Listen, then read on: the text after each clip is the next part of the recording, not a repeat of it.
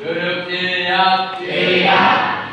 Sebelum kita memulai pelajaran hari ini, marilah kita berdoa menuju dan mari. Berdoa dalam hati.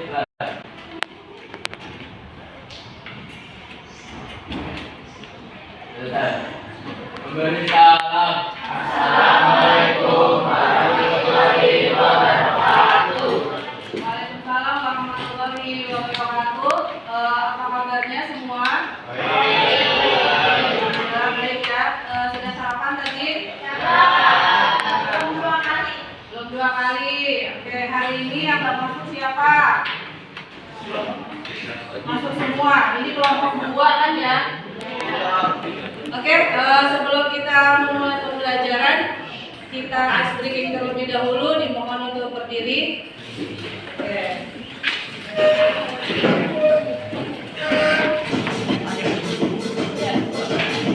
Ayo gerak ke belakang. Belajar baru. Very good. Oh.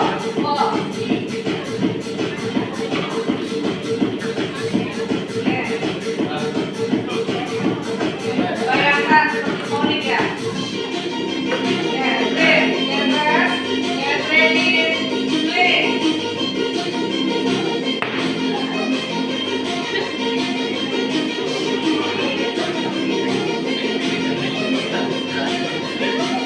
Ayo, oke, kita sedikit.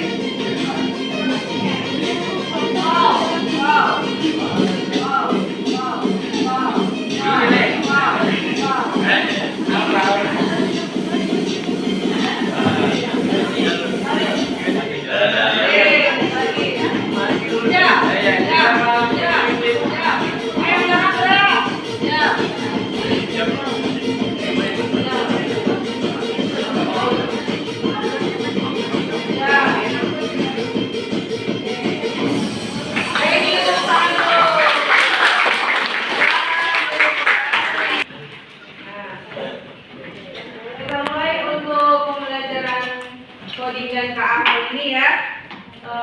Kali ini kita akan belajar materi tentang berpikir komputasional sebagai dasar coding dan kecerdasan artifisial mata pelajaran coding KA. Oke.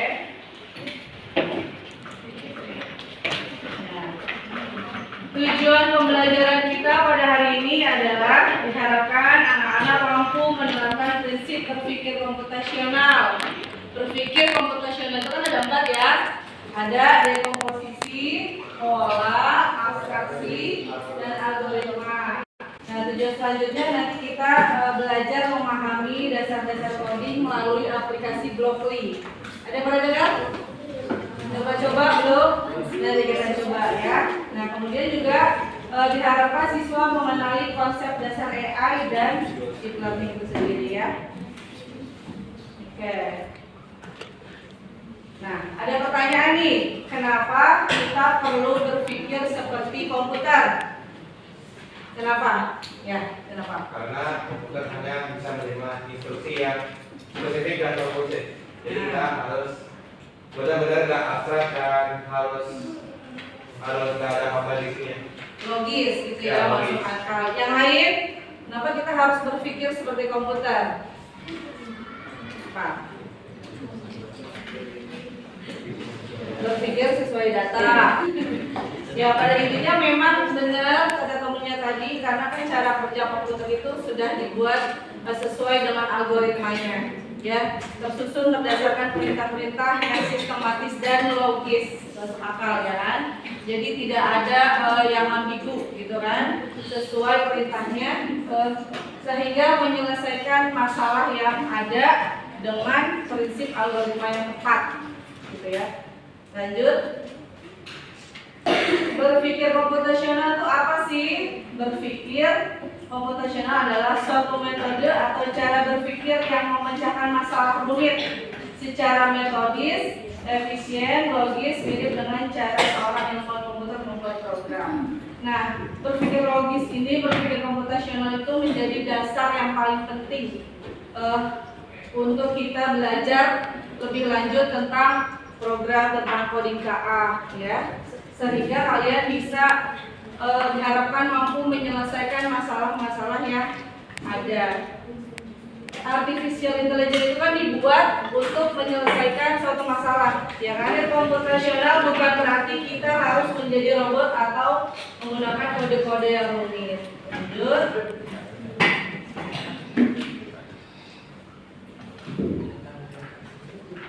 Nah, ini ya 4 pilar utama berpikir komputasional, dekomposisi, pengenalan pola, abstraksi, dan algoritma.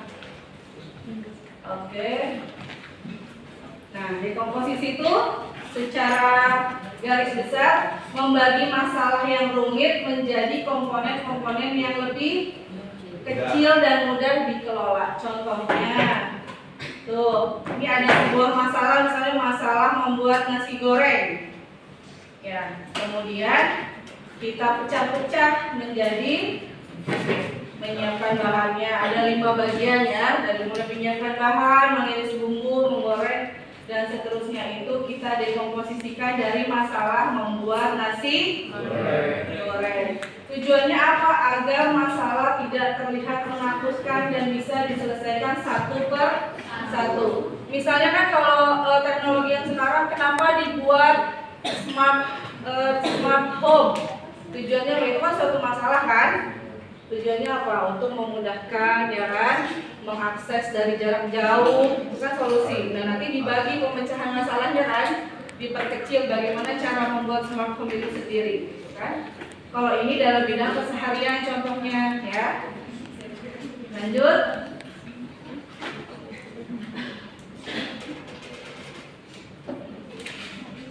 Nah, ini adalah yang kedua, berpikir komputasional adalah pengenalan pola ya. Dan yang kedua, contohnya cara membuat nasi goreng itu kan hampir sama dengan cara membuat capcay ya. Ada langkah yang sama. Contohnya langkahnya apa itu?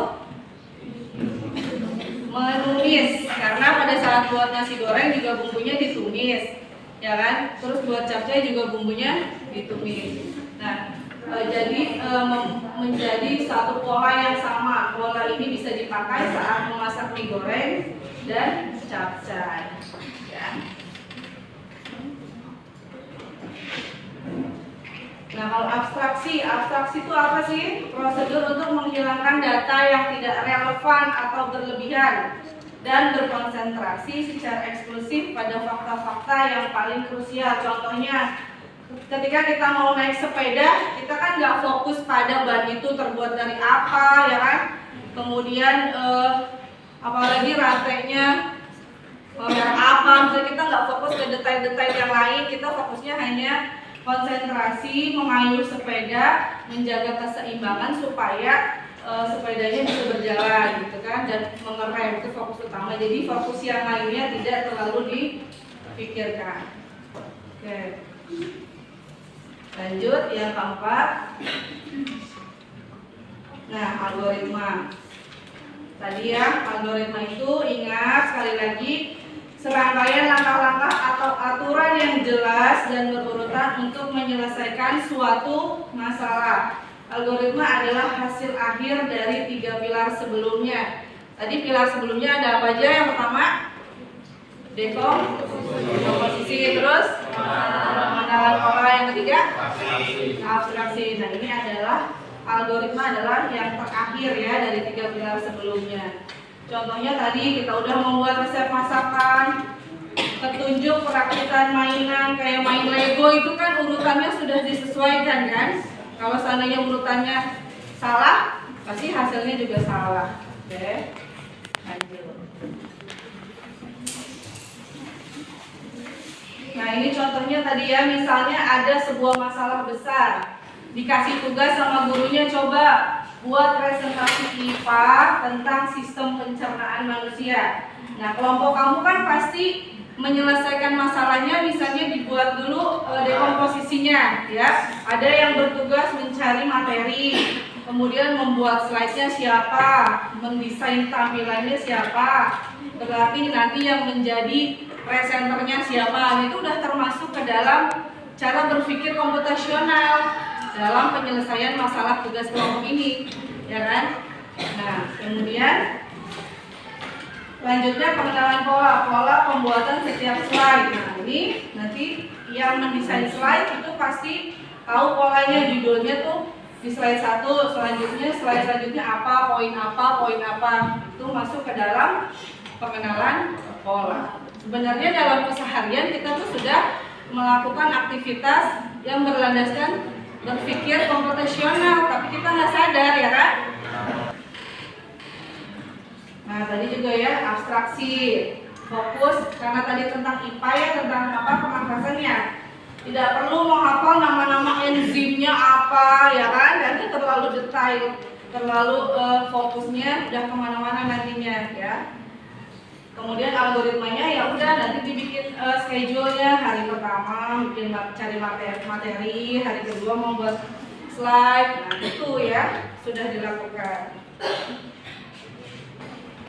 Nah ini adalah manfaat-manfaat berpikir komputasional. Yang pertama apa manfaatnya?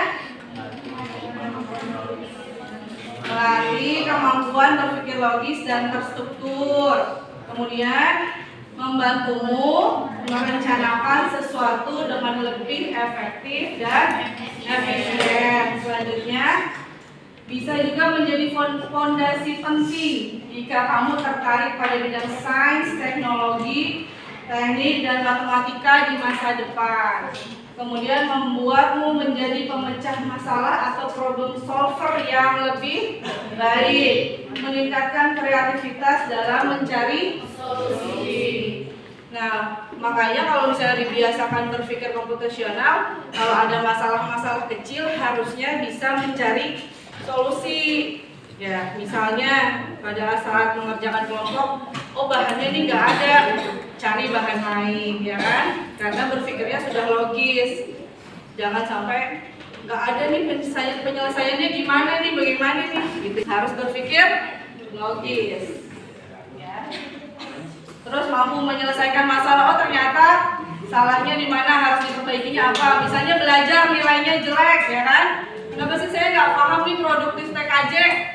Nah, berarti harus bikin tuh solusinya seperti apa. Jangan cuma nggak ngerti nggak ada usaha, ya pasrah, nggak mau cari tahu, yang penting sekolah, gitu ya kan?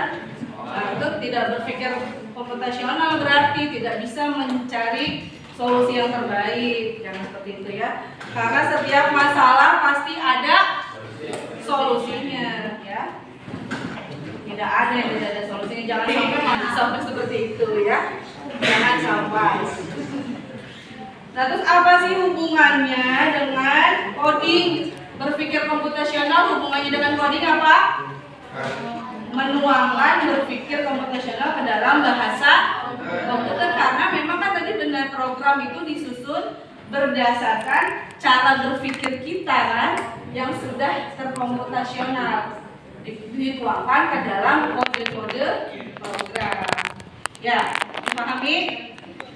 Nah, prosesnya seperti apa? Misalnya pengen buat kalkulator, program kalkulator. Berarti kan masalahnya mau membuat program kalkulator, logikanya disusun perintah-perintahnya secara sistematis. Mulai dari misalnya tentukan dulu rumusnya mau apa, aritmatikanya mau apa, misalnya gitu, tambah kurang kali bagi. Kemudian lanjutkan, masukkan perintah, masukkan nilainya. Yang pertama, masukkan nilai, kedua hitung hasil. Itu kan sudah berurutan kan? Ya, jadi tidak ada proses yang ambigu. Kemudian langkah-langkah yang sudah kita buat algoritma secara tertulis awalnya kita buat menjadi coding, ya kan? Kita buat menjadi coding, kemudian itu menghasilkan solusi. Lanjut. Nah, tadi hubungannya dengan codingnya. Nah, kalau ini hubungannya dengan AI-nya. Berpikir komputasional apa hubungannya dengan AI-nya? Ada tiga, ya, ada tiga. Yang pertama machine learning atau pengenalan pola. Machine learning. Urutannya itu kan AI, machine learning, kemudian deep learning, ya, semakin mendalam. Nah, cara kerja machine learning itu kan dia cara kerjanya pengenalan pola. Makanya pengenalan pola kan ada di berpikir komputasional. Jadi berhubungan nggak? Berhubungan. dengan AI itu sendiri. AI itu kan juga program kan? Ya. Kemudian NLP, Natural Language Processing. Dia menggunakan cara berpikirnya abstraksi. Jadi kan dipelajari kita kan? Abstraksi. Kemudian computer vision dia menggunakan metodenya dekomposisi gambar. Jadi sangat berhubungan berpikir komputasional dengan coding berhubungan, apalagi dengan AI. Jadi harus dari cara berpikir dulu baru kita bisa sampai ke AI. Nah, jadi kesimpulannya berpikir komputasional adalah fondasi coding dan AI. Dengan melatihnya, siswa lebih siap menghadapi masa depan digital. Misalnya kamu nanti dikasih tugas buat tempat sampah otomatis, itu kan suatu masalah ya. Nah, itu pemecahan masalahnya mulai dari berpikir komputasional, masalahnya apa, kemudian dibuat dekomposisinya seperti apa, ya kan? Oke, paham ya? Terima kasih. Selanjutnya Ibu mau kasih kita latihan program sederhana menggunakan Blockly. Ada yang berkenan belum ya? Kita coba ya. 1 LKPD, 2 anak ya. Sebangku aja. Diberkatkan.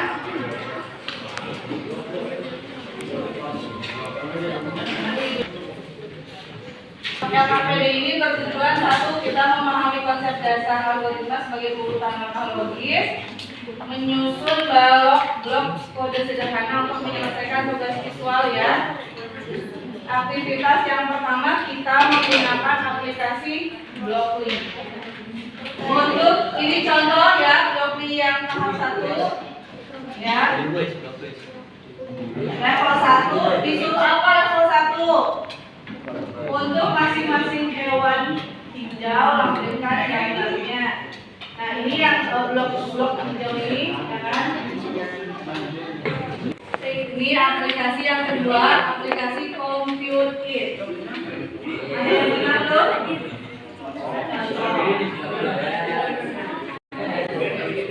Kalau dia sudah ada perintahnya, kita ikutin perintahnya. Jangan terfokus kepada warna si lingkaran itu.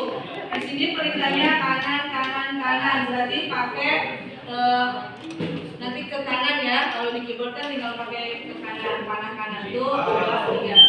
Nah, yang satu Blockly, yang satu Compute It. Nah, bagi deh. Ayo, siapa yang Compute It, siapa yang Blockly? Ya, misalnya kalau nggak bisa semua ya cuma berapa level dulu aja semua ya. Ya, kamu yang Compute It siapa? Kamu Blockly, kamu Compute It. Ya Blockly, Wiki Compute It. Ya.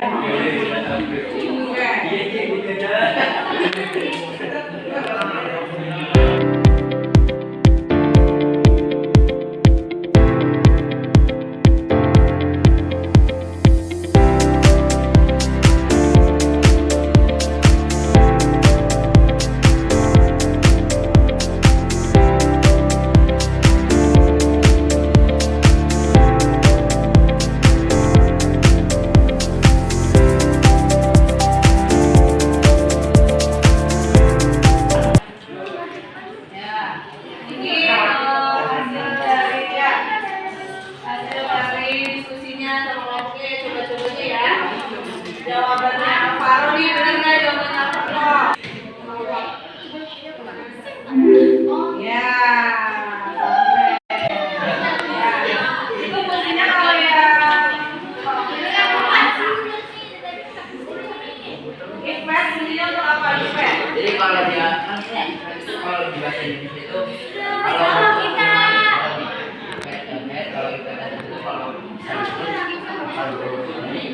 ada jalan sendiri dikasih ibunya apa? Oh gitu. Oke, jika ada jalannya lurus, betul. Karena jalan lurus, gitu ya. Iya bro. Jika ada yang belok kiri, gitu ya. Oke. Kesimpulan pembelajaran kita hari ini apa? kode ya. Kita menyusun blok kode, ada 2 aplikasi yang kita pakai, ada aplikasi apa aja? Blockly sama Compute. Terus selama mengerjakan mengaplikasikannya ada mengalami kendala nggak? Banyak. Wih, hebat sekali. Kalau yang mengalami kendala, strateginya gimana? Diulang kembali, kemudian dipahami kode-kode yang dibutuhkan sesuai dengan tujuannya apa. Sesuai dengan Terus tadi kan juga di Compute itu nanti sebelah kanannya ada coding apa tuh di sebelahnya? Ya. Java, ya kan ada coding Java. Berarti kita sudah mulai mengaitkan ya kan pembelajaran berpikir komputasional kita dengan bahasa pemrograman Java. Program seperti ini pusing nggak? Belum ya.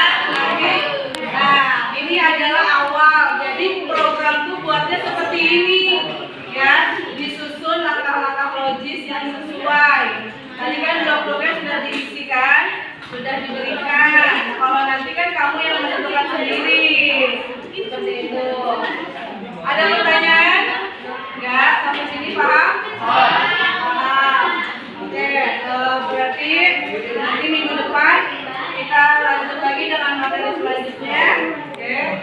Kalau tidak ada pertanyaan, Ibu tutup hari ini dengan mengucapkan hamdalah.